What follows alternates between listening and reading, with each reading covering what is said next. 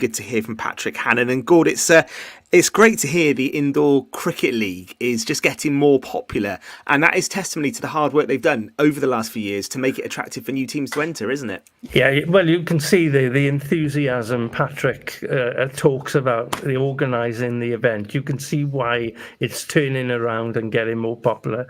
Because to be fair to Patrick, he has put a lot of time and effort into the Indoor League. And I'm delighted for him personally because they got a great facility, as we spoke about down in Neyland, and they're making the most of that facility, as well as a record number of ladies' teams. That's great to hear as well. Yeah, it's really good to hear, and we'll definitely be following that on Pure West Sport on a Monday evening. Right then, Gord, part two. So we didn't get the chance because Patrick was with us from the off to hear about your ground hopping weekend. How many grounds did you manage to get round on Saturday? It was just the two on Saturday, to be honest with you, Ben, because it was simplified, really. I couldn't get round so many West Wales Cup ties, so I decided to take the easy route and go and watch Merlin's Bridge against Pembrokeshire, which the Bridge won 4-0. And then I popped to see League Division 1 game down in Clarbesson Road to see if Clarby could cause an upset against Hakin. But I'm afraid the Vikings proved far too strong for Hakin. They'd already beaten them earlier in the season 8-0, and they beat them 5-0 on their own backyard. So it wasn't a very good day for Matt Fox and the boys. No, absolutely not. And the other result as well, Goodwick United 8, Herbrandston 0. Herbrandston have had a really difficult start to the new season in Division 1 with a goal difference now of minus 55 at this stage in the season. Yeah, it's a great shame because Lee Galdo, manager there, he's a great lad and he does do a great job. But unfortunately, I don't think, well, it's saying by the results, they haven't got the quality to quite put up against some of the big sides in that division. And they're in for a hard, long winter, unfortunately. Yeah, indeed. Tom, were you in action, did you say, for Broadhaven on Saturday? I was in action for the seconds, yes. Away to Loreni. It's a heavy pitch to run on. But we did all right, actually. It wasn't the vintage Broadhaven, but you go in there and get the job done, I suppose, was the message. And 3 chances on goal, and I scuppered them all. Oh, I thought you were going to say you had a hat-trick. No, I wish. Oh, okay. I'm still yet to score. One day. Okay, it's coming, Tom. It's definitely coming. So, as Gordon said, West Wales Cup was the attention for most of our sides. And I think we are going to endeavour to mention every single score from a Pembrokeshire. Yeah, I think we'll have a go because there were plenty of them and there were so many goals. And actually, on the whole, a really good afternoon for the Pembrokeshire sides. You mentioned Merlin's Bridge 4, Pembrokeshire 0, so a convincing victory for the Bridge. Let me just pick a few more out then, and you can come back at me, Gordon. Fishguard 2, Bulk Rangers 1, Johnston 3, Lucca Rovers 1, and unfortunately Camrose 0, Kyabrin 7. So good results there for Fishguard and Johnston, Gordon. Yeah, both Fishguard and Johnston both came from behind. I know that as well. So they came behind to win both those games. But it'll get a little bit more difficult as these rounds go on. But the Holy Grail is obviously to make it to the Swansea.com Stadium, which we spoke about last week. A number of our sides have done well in this competition over the last decade or so. I think this game just stands out as well. It went to penalties between Letterston and Loreni. A local derby. A local derby. And what game? Letterston 5, Loreni 5. Letterston won 4-3 on penalties. Incredible. You could say defences weren't on top that day, couldn't you? But on saying that, it's great, isn't it? They probably had a great day, plenty of goals, and then they had a nail-biting penalty shootout to talk about in the pub after. Yeah, excellent. I think that's probably the game of the day. Carew 4, Forest Vac 0, and Moncton Swifts won 4-2 away to Class Social. So they advanced through to the next round. So well done to Carew and the Swifts. Decent wins there, both scoring 4 goals. How about this? Neyland 3, Cumfellin Press 2. And defeat for Newport Tigers. They went down 6-1 at home to Plough Colts. Mixed fortunes there. Yeah. I mean, they play in the lower division anyway, so it was always going to be a difficult time for Newport Tigers, who play Plough Colts, who are in the Carmarthenshire League. it's just on the day, isn't it? As long as you perform. I think a lot of these teams, if I'm honest, Ben, go into this competition hoping they're going to pick out a Swansea League side or someone away so they can have a day trip and make a day and why evening not? trip of it. Yeah. But they're a little bit disappointed when they get a home tie, then. Okay, here comes they got to go to their local. Here comes some more goals. 11 of them for Penna Robbins. Penna 11. Cruff. Am I saying that right? Cruff FC 0? Do you know what? I hadn't even heard of them before you've said that. I saw it on Saturday. I thought, oh my God. I've not lost it with my Welsh pronunciations of places, but that's one I don't know where they're from. But 11-0 to Penna. Ben Adams 5 for Penna in that game. That was a big win, wasn't it? Yeah, excellent. And to be fair, Penna Robbins are going quite well this season, and I believe they're playing Hakin United at home in the league at Bush Camp this coming Saturday. Now, Hakin will have to be at their best. Scott Davis, manager there, will know that Hakin will have to be at their best at Bush Camp to beat Penna because they're in good form. Yeah, they are. That was a big win, and well done to Ben Adams scoring 5 as well. Prendergast Villa 2, Tumble United 3. So defeat there narrowly, and then a win for St Clair's on penalties. St Clair's 3, Tonner 3. St Clair's won the shootout 7-6. Again, dramatic finish, and it's great to see. And my old side, Prendergast Villa, lost out by the odd goal in 5. They'll be disappointed with that, but I know they're one team that would definitely have wanted to play that one away in Tumble. Yeah, that would have been a nice day out, wouldn't it? That would have been a good day out. I didn't realise you were a Prendergast legend, Gordon. I wouldn't say legend at all. I wouldn't say legend. I was actually one of the former founders of the club. I mean, going back in the day. Pretty legendary. I was going to say, I think it's... Yeah, I wouldn't call it legendary. I think you're talking yourself down there, Gord, actually. Yeah, no. Are you the president? No, they haven't given me that honour, even though I lived in Prendergast nearly all my life. But there you go. I don't feel offended, boys. Don't worry about it. You'll always be the founder, or one of the co-founders anyway. Yeah. All Pembrokeshire games. St Ishmael's 8, Hundleton 1. Brennan Devenall with a hat-trick in that game for Tish. That was a big win. Brennan's been playing very well of late. He scored 5 goals in the Pembrokeshire League game just a couple of weeks ago. He's definitely a player who to watch out for. He's equally at home a player centre half or centre forward. He's one of those players, and he's a big lad. And he's a talent. Okay, another team to put 8 goals in were Tenby. Tenby 8, Malsters Sports 0. Where are they from? I think they're a Carmarthenshire League side. It's either Swansea League or Carmarthenshire League. I remember watching Malsters play Johnston the year that Johnston actually won the competition, 2013 that would have been, down in Johnston. And that tie was epic, to say the least. I think they all finished the game with 9 aside. Wow. There was a lot of things going on and off the field, shall I say. So did you see? And Johnston came through, cracking game. Where was that played? Was that at Malsters? Played at Johnston back in that day. But Tenby, going off the rails there, Tenby are in good form. They run Hakin and Goodwick very close the last few weeks. So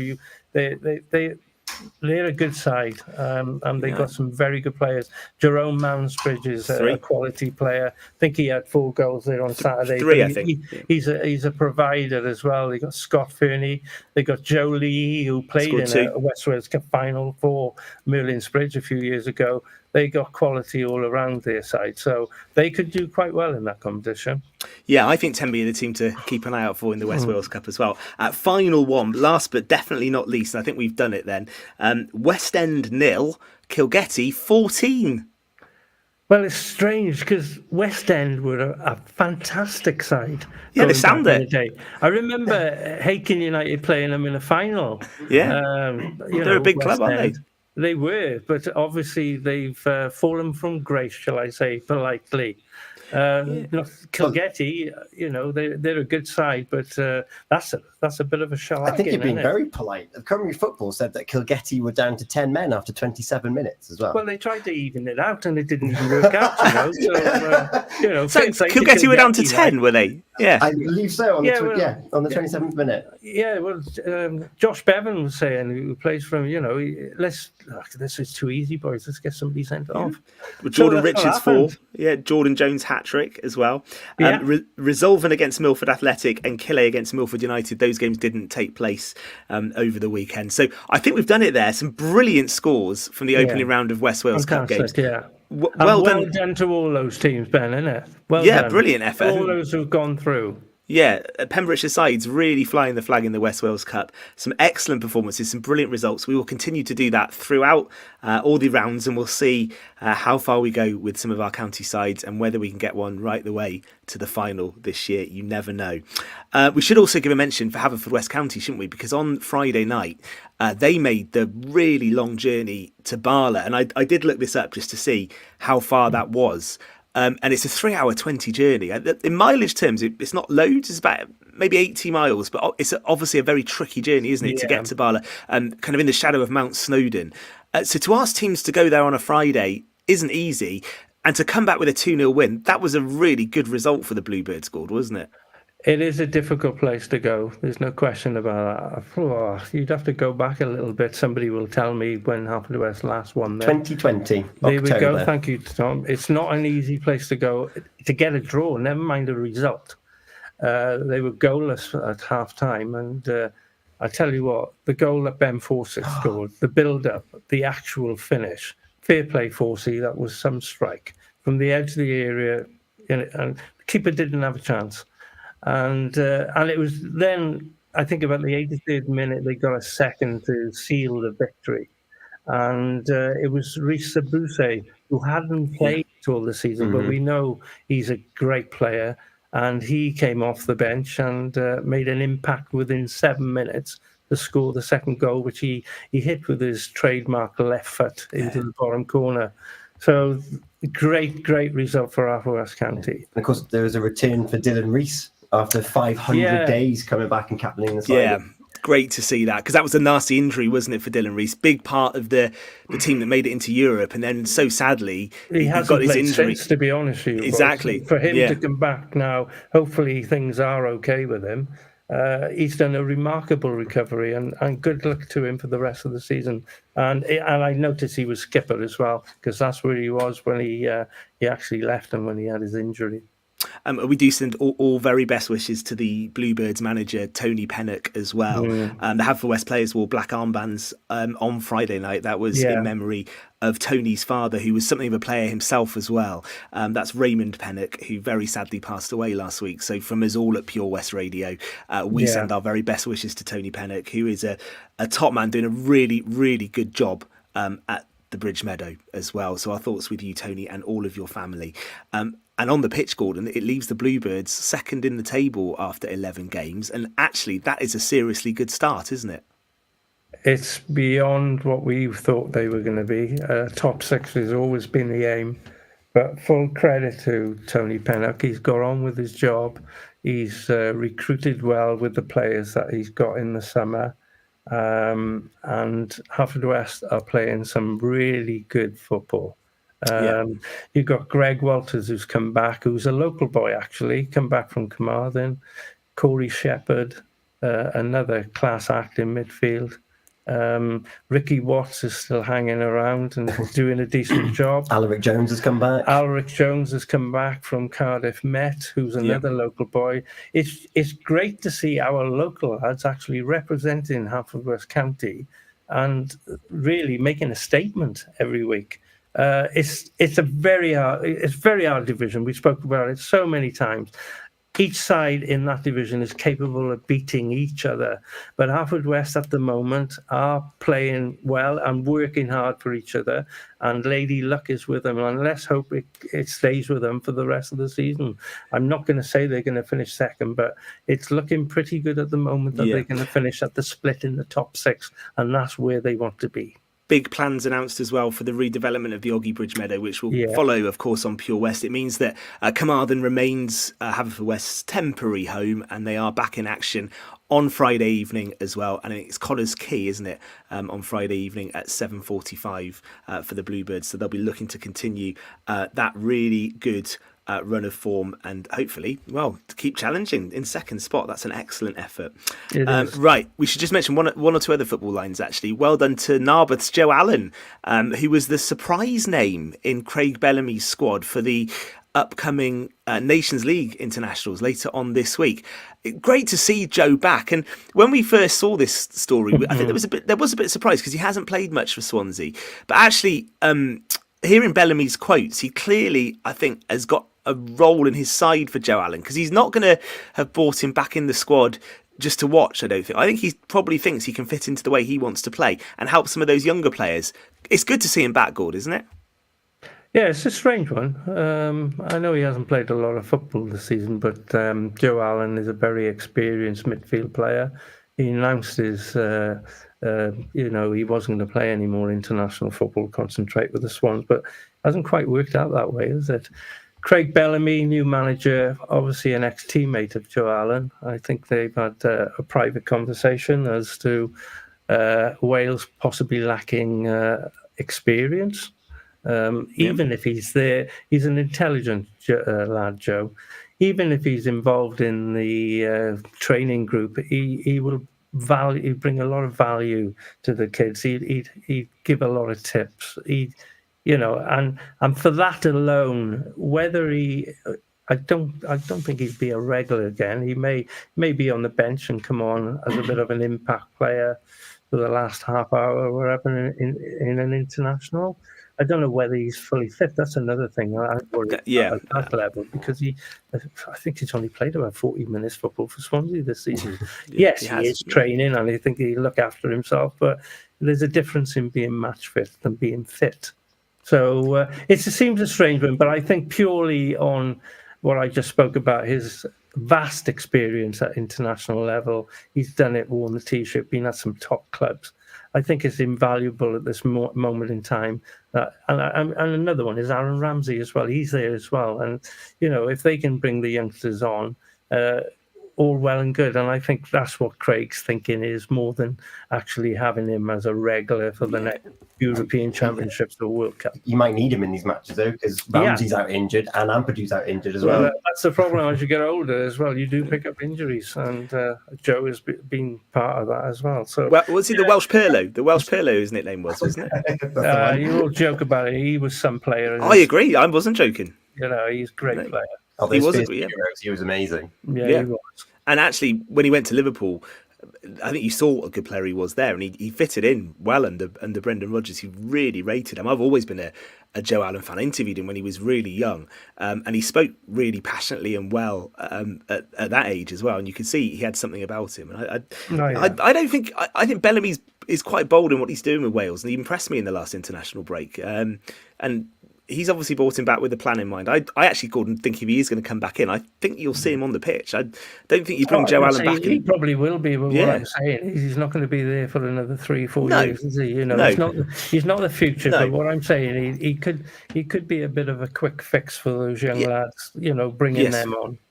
Just the bridge into the new, younger era, definitely. Yeah. We do need to take a break in a sec, but we should also say congratulations to another former guest on this show, Angharad James, who has been appointed as the new full-time captain of Wales, playing for Seattle Reign now.